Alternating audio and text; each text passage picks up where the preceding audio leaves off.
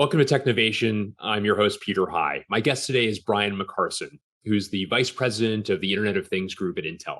A nearly 21-year veteran of Intel, Brian spent most of the past decade working on IoT and has a depth of experience and wisdom in that area that I look forward to mining with him. He also serves as a faculty member at the Ira A. Fulton School of Engineering at Arizona State University. Brian, welcome to Technovation. Great to speak with you today. Thank you so much for having me. Well, Brian, as I mentioned just a moment ago, you are among the most experienced people around when it comes to the Internet of Things. And I wonder if you could just maybe lay a little bit of the groundwork as somebody who's seen its evolution, even driven aspects of its evolution. Where are we in the kind of the process of IoT from your perspective?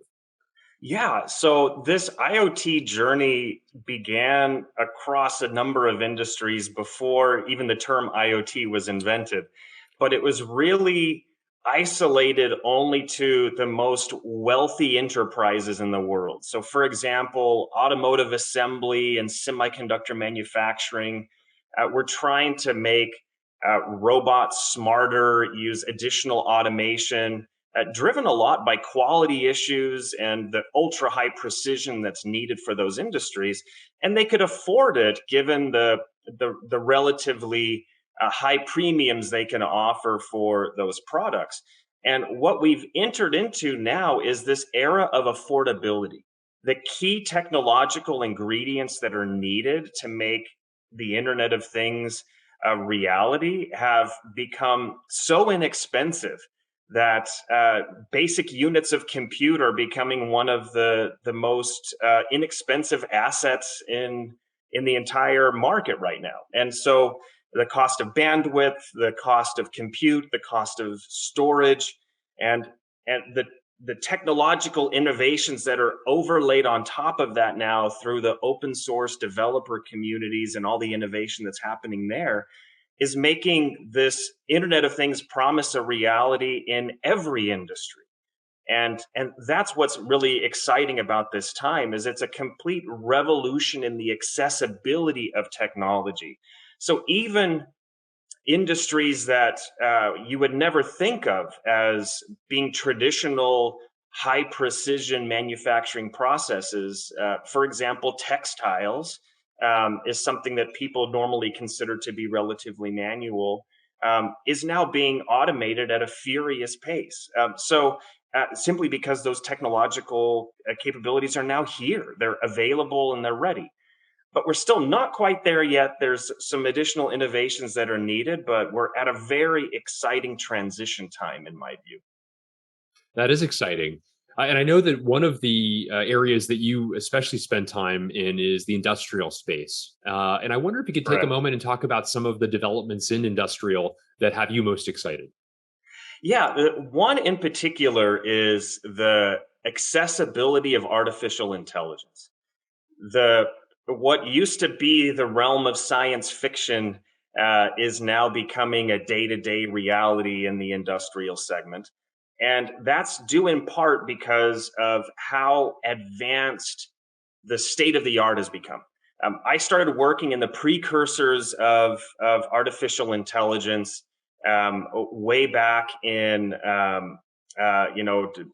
20 plus years ago, when just simple if-then statements were what people were trying to see if you could deploy that in a manufacturing environment to help machines stay on target, help them stay at their proper settings, and that started to evolve in sophistication where those if then statements became nested and then those if then statements became dependent on other variables and you started doing automatic queries of those variables. The complexity just started growing to the point that the machine learning a concept was really brought to life and started to be deployed actively.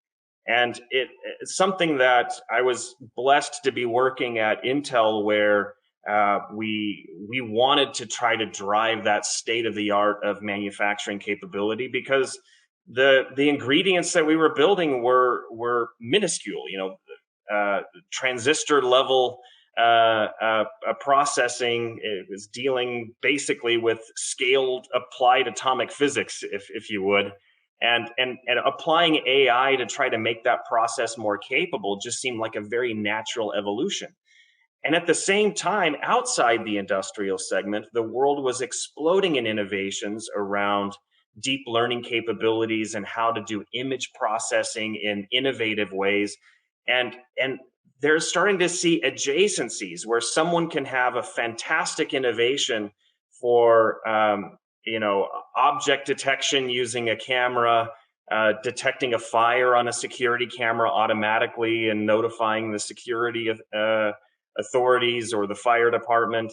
Um, and there's adjacencies in other industries that we've been able to pull into the industrial segment, which has really made a lot of significant value propositions for factory owners to become readily available today, improving the quality of products, improving the uptime of machines, the safety of workers in a factory environment.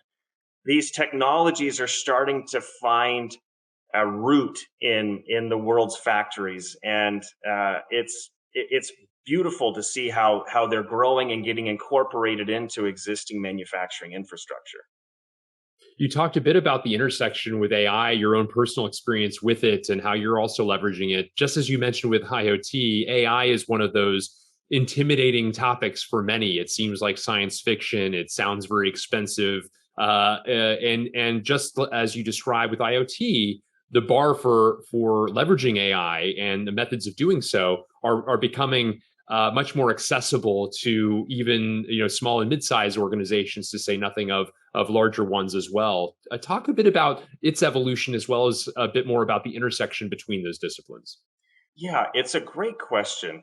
Um, One of the things that I think has been a remarkable discovery for engineers like myself is understanding that, as I mentioned before, AI feeling like science fiction, and realizing that, okay, I need to find a better way of getting a better business outcome. And whether it's industrial, like what I've been specializing in for the last few decades, or whether it's in the retail segment, a smart cities deployment, uh, people are asking themselves, what can I do to get a better business outcome? What can I do to improve employee engagement, customer engagement, machine uptime?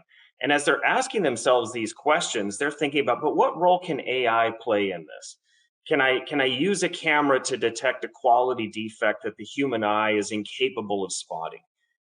And what used to seem like science fiction before, they're realizing, wow, I can do this with the same PC that I have next to my machine today. I don't need completely customized hardware that is highly specialized. That the integrated graphics processing unit that's on the same piece of silicon that has my very capable CPUs can actually be running my entire AI workload on an existing laptop or desktop that I already have in my factory. I just need a way to unlock the potential of those transistors that I've already invested in. And so then they go to the next question. Okay, so then what kind of ultra specialized software is needed in order for me to do this? And do I have to go hire an army of data scientists? And this is where the beauty of innovation with the open source ecosystem comes to play. And the fact that developers are openly sharing online their innovations to try to better all of society at the same time through these open source initiatives, people are realizing, wow, okay, these technologies actually exist today in terms of the algorithms that I need. I just need some scalable infrastructure to help me integrate that into my existing factory environment, for example.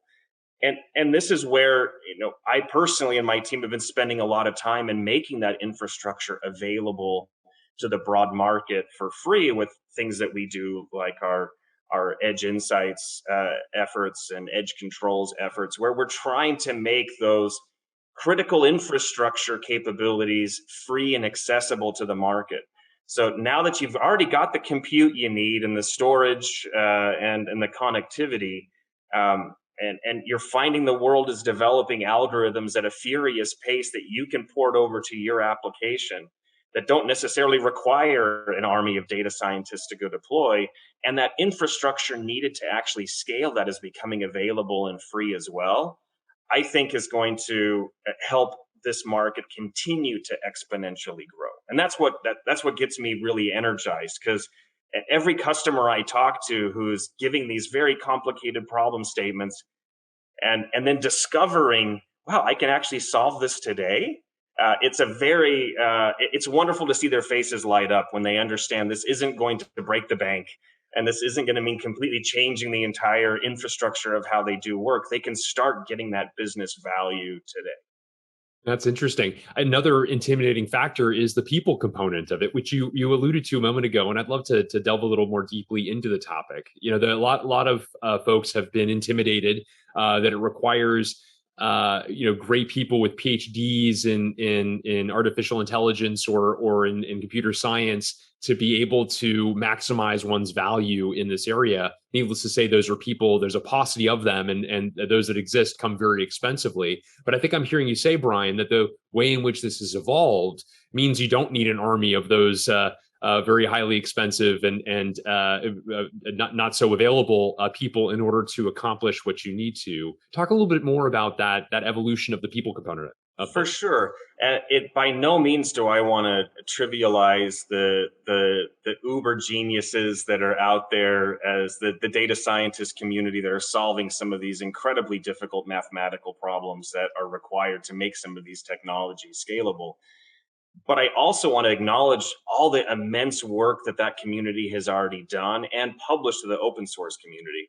So that allows you to do things that you didn't think were otherwise possible. And to me, one of the most interesting analogies is the evolution of DNA sequencing. If you look at 30 years ago, it took a professor of genetics to be able to perform a DNA sequence and actually get some meaningful results around that. Today, 23andMe, you can just submit a sample of your own skin cells, and within a few weeks, you have an entire genealogy, a history on yourself. Unthinkable 30 years ago, and now for $100, you can understand your ancestry today. AI is taking a very similar trajectory. What used to be reserved to the most elite data scientists 20 years ago, because of these open source innovations, is now becoming more mainstream. So the data scientists are continuing to expand the state of the art, but some of these fantastic capabilities are accessible through open source communities now that you can pull in. Intel's been embracing many of these as well through the work that's been happening with our investment in the OpenVINO toolkit. We're using that as an open source community to help people understand how to unlock the full potential of the hardware that they already have. And so I'm expecting to see over time that a seasoned data scientist can actually influence hundreds of companies, hundreds of organizations by focusing on addressing some of the scalable challenges of deploying AI. And that's where I see the market going. And so when I'm talking to people about, well, what does AI mean for me and what can I do? I start asking them ask yourself some basic questions. Am I locking myself into a completely proprietary stack here that I'm going to be dependent upon that proprietary solution provider for any and every change that I make? Or am I embracing the open source community and looking for community validated, community standardized solutions that I can then deploy at scale? And that to me is going to be the difference between a long-term business value that's extended for companies, or something that's more short-term, possibly meaningful in another breakthrough, but not going to develop the long-term scale results that people might be looking for. Very interesting. You also alluded earlier to the fact that Intel itself is a big user of these technologies and disciplines, and it must be a very interesting spot that you occupy, Brian, in as much as you were influencing Intel's own use as well as impacting customer organizations, many different organizations outside of the company. Talk about the interplay between the playground you have within your own four walls, so to say, and the means by which that then influences how you interact with other companies. Well, certainly it's been highly influential for me. Having the pleasure to work with whom I think are some of the most fantastic engineers on the planet trying to automate Intel's own manufacturing processes. We had this vision a couple decades ago that we wouldn't want to have humans continually doing potentially dangerous or manual or repetitive tasks. We wanted to be able to upskill the workforce to, instead of pushing the repetitive button to tell the machine to process, we would automate as much of that as possible and have the human be the observer of the automation system to look for enhancements and improvements. And eventually, we wanted to be able to have raw materials come into a factory and finished goods come out without ever being touched by human hands. Instead, these humans would be supervising the process and looking for opportunities to improve. And watching that translate from a vision to a reality over the course of 15 or so years at Intel was really a fantastic journey. And watching Intel be able to expand the capacity of sites by 3 or 4x, and with only a modest amount of hiring because the workforce was so upskilled and things were so automated, it really enabled us to enter this new era of highly efficient, scalable manufacturing capabilities. And then as the Internet of Things started to explode, it was really fun for me to be able to take some of those learnings and then work with the ecosystem to help show them how these can be propagated in a number of environments, because the core ingredients had been commoditized. The core ingredients had become much more affordable that anyone could consider deploying them in their businesses. It's interesting. It also brings to mind, Brian, as I hear you speak, the importance that people think of the topic of ecosystem, that there's a broader ecosystem one must curate in order to breathe life into this. Partners like an organization like yours, leveraging various open source platforms as well, various other sources of talent and et cetera. Talk a bit about that concept, if you will, how the curation of ecosystems is an important ingredient in making sure that you are successful on this journey. Yeah, yeah. Uh, I don't think most businesses, especially if you're thinking of the small and medium-sized business space, whether you're a retail store or a small factory, or you're in the services industry, the thought of deploying your own proprietary and developing your own proprietary AI-based capabilities in your business is going to feel very cumbersome.